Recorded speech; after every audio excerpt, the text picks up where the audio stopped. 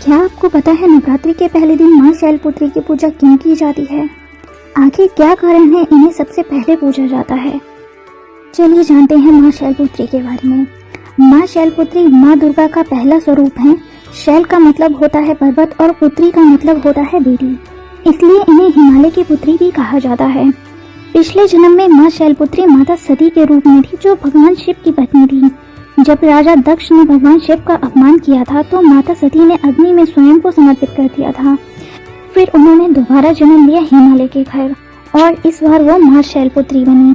चलिए अब जानते हैं आखिर क्यों पहले दिन ही माँ शैलपुत्री की पूजा की जाती है। नवरात्रि के पहले दिन माँ शैलपुत्री की पूजा इसलिए की जाती है क्योंकि वे शक्ति का आरंभ मानी जाती हैं।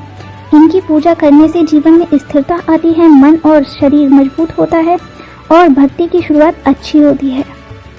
इस दिन इनका संबंध मूलाधार चक्र से होता है, जो हमारी ऊर्जा का आधार है।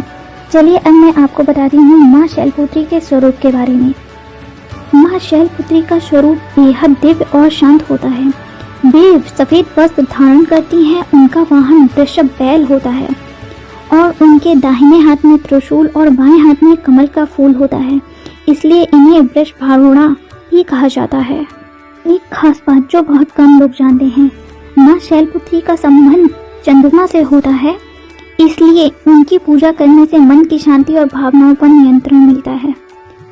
हर शुरुआत में अगर माँ शैलपुत्री का आशीर्वाद हो तो रास्ते में कितनी भी कठिनाई क्यों ना हो, मंजिल जरूर मिलती है। जय माता दी।